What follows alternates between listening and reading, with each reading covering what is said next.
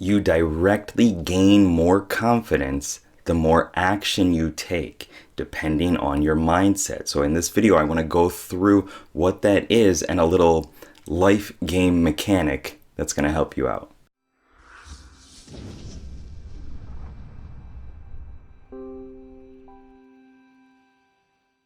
What's up, heroes? It's Sherman here from Geek Psychology, helping you find your true character and level it up so you can play life better.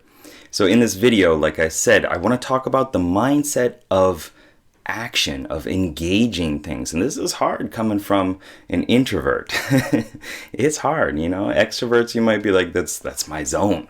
Let me into my zone because I'm going to destroy it, right? I can engage all day. I can run in there and thunderclap and just destroy everything.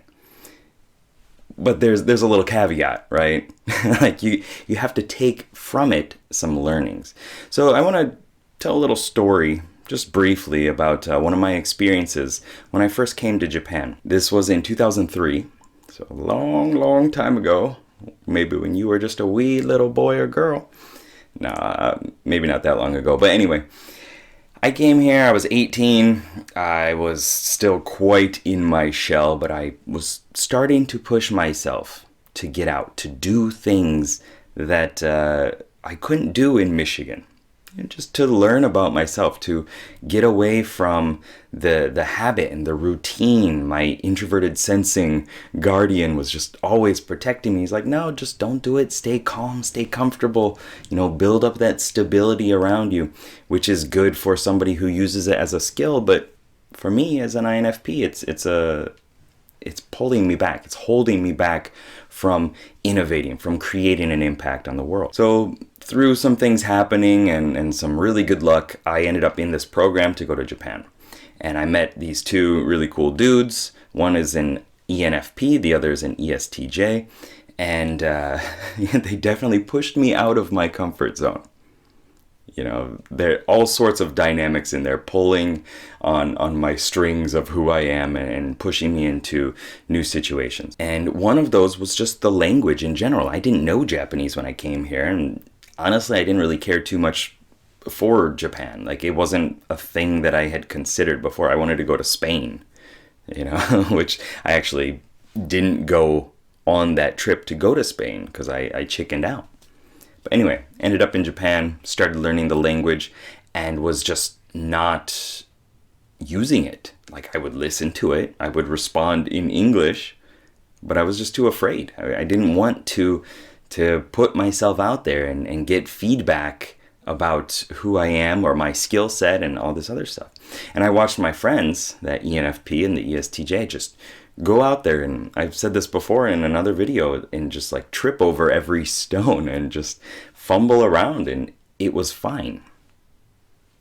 It was perfectly okay, and they leveled up their ability a lot more. They learned more and more quickly, and they adapted through the feedback. Whereas I felt that I was behind in my ability because I didn't use it, right? I would have gained so much more experience if I had just committed more of myself and to the experience. Years later, I came back to Japan as a U.S. representative, and I had to do these speeches in front of like 300 plus Japanese people at a time with a microphone and everything like that, and they were all waiting in lines. It was really hot and everything.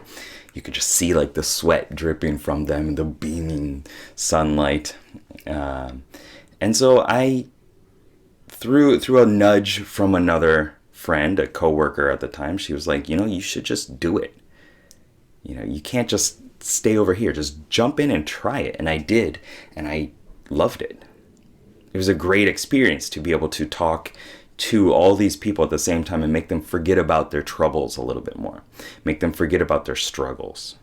Make them get a new perspective on what it means to be one American living in Japan. Like, who are these American people, right?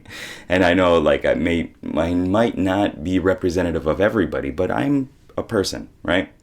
And I wanted to make them feel better about some of the things that were going on in that time with the international relationships and all this other stuff, okay? So I digress a little bit, but what I'm saying here is taking action helped me learn more about myself and helped me become a better version of myself because I took it and I reflected over it. Right? That's that caveat. That's that other part. You do have to reflect over it, or you're just going to be taking endless actions. It reminds me of my ENFP friend again when we used to play like League of Legends. He wouldn't learn from his mistakes. He would continue doing it over and over again. Whereas myself and the ESTJ would research about it. We would learn the best builds and we would, study how we could improve. And he was more like, I'm just going to have fun.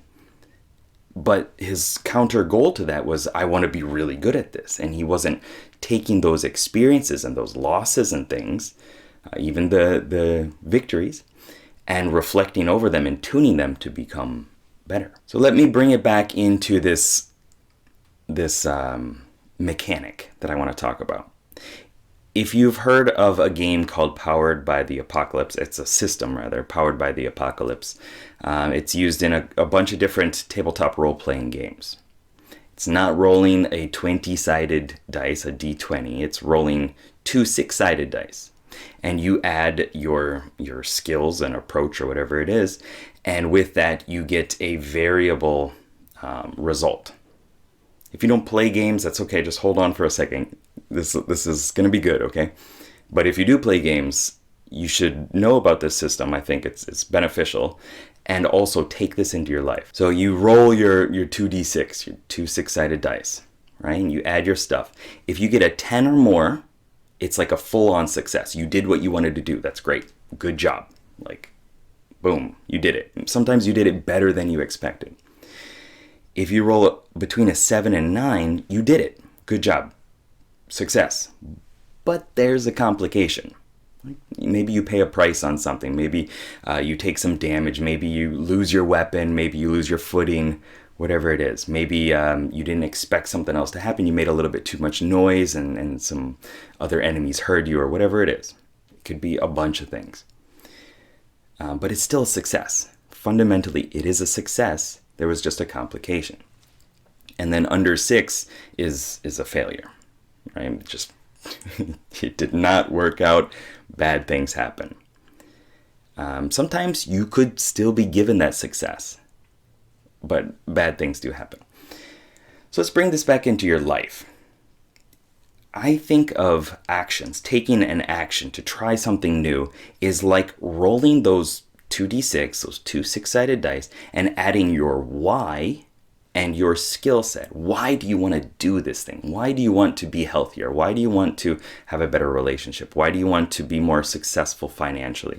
Why do you want to, whatever it is, your true deep meaning? Why do you want to have control over your life and give your family, your daughter, from my example, give my daughter and my family a better life than I could even imagine, and give them the freedom and the choices that will let them make a larger impact on the world and live a happier life. Like, that's my why. That's why I do things, right? That's one of the reasons. I want to help everybody, but it's got to start with that. And you add your skills. Have you done something like this before? It could be your personality trait skills.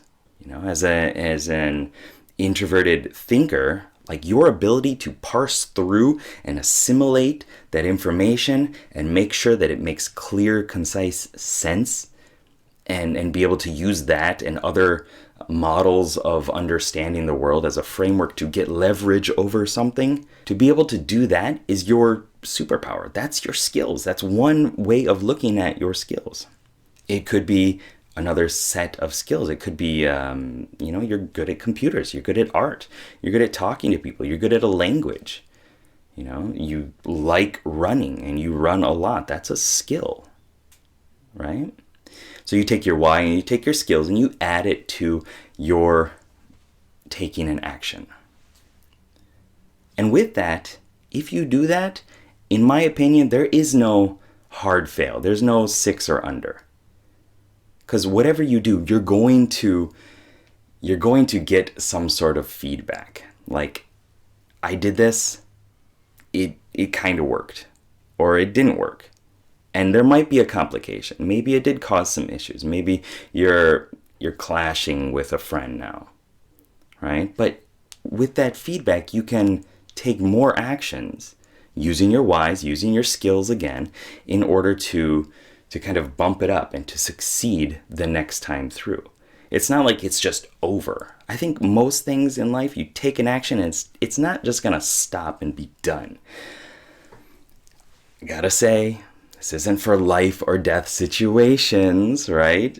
But in the normal life that we live, what you do is not going to have this hard fail that you cannot recover from.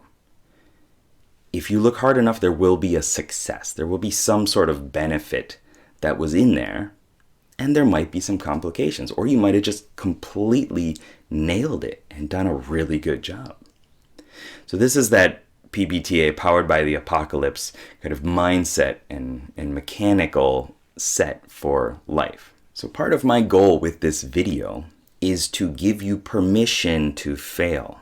I'll say it right now, it is okay to try something and it just didn't work out. Whatever it is, you want to put yourself out on YouTube? Go do it.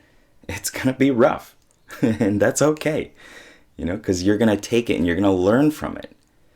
If you keep bringing in your why and keep refining and adding on your skills, you're going to get better at it. And you might not think that from looking at my videos, but I think I've gotten better over these, like 300 plus videos. The thing that has slowed me down, and this is kind of against what I'm saying right now, because this is a new mindset for me, but what has slowed me down is not refining, not bringing in more skills, not taking that feedback to heart and using it intentionally.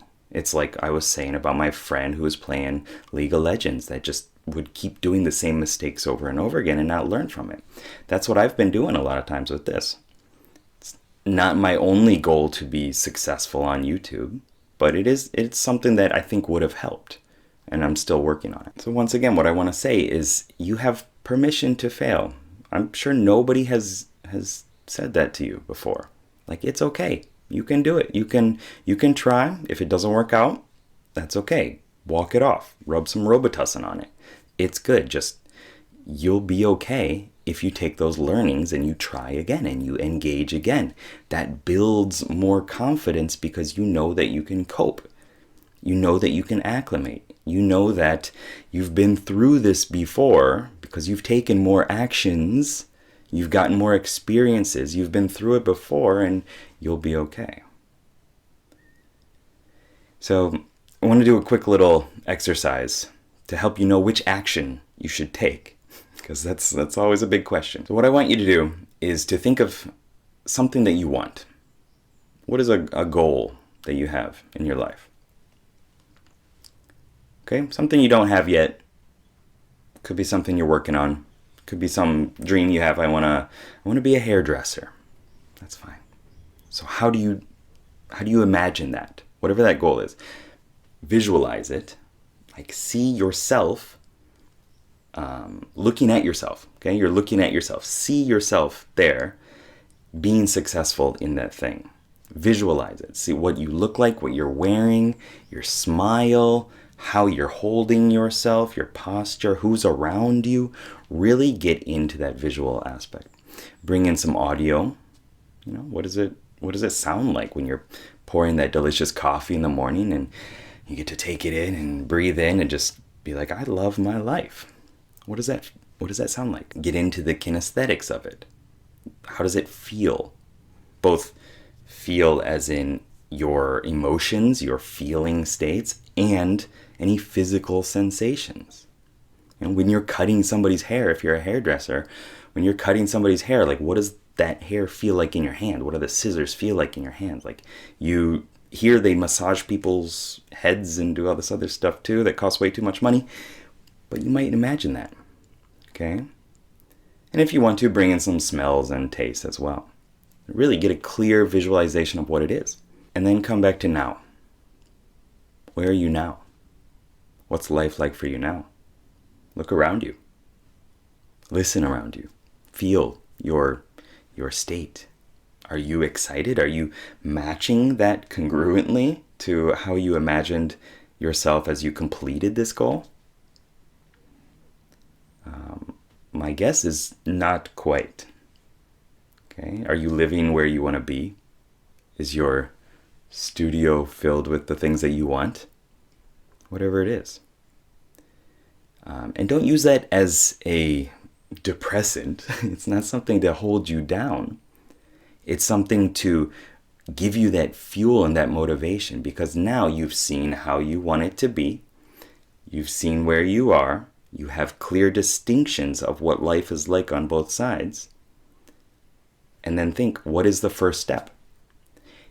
You probably know what the first step is. I think you do. Don't censor yourself. Like, what's the first thing that came up? Like, I need to take lessons. I need to just go do it. I need to apply. I need to practice. I need to pick up the phone and call her or him. I need to say sorry. I need to forgive myself. I need to forgive that person. Could be a lot of things. It's up to you. It's within your mind. You know what the first step is. Okay, so now that you know that, do it. Do it right now. Even write down below in the comments, like, what is it? What are you committed to doing that's going to help you bring you closer to your goal? And you don't need to be too specific unless you want to. But say, this is something that I'm committing myself to doing now. And once you build that sense of, I've put myself out there, people are expecting this, it's sometimes easier to fulfill on it. And when you do that, know that there will be complications. You're not going to just straight shot fulfill everything that you imagine. Sorry, but that's just not how life works, right? There will be complications. You will roll a 7 to 9. It's just going to happen. No matter how strong your why is, no matter how strong your skills are or how weak they are, you're going to get into that mid zone more often than not. And take that, know that, and continue going through it. Like, it's all an experiment. It's just part of life. Here we go. Round 2. Bring it on. Right? That's what a hero does. Right? A hero doesn't go out there and like, no, I'm not going to do that, and then just back up and run back to the inn. The hero goes out into the forest and explores. Takes on those challenges.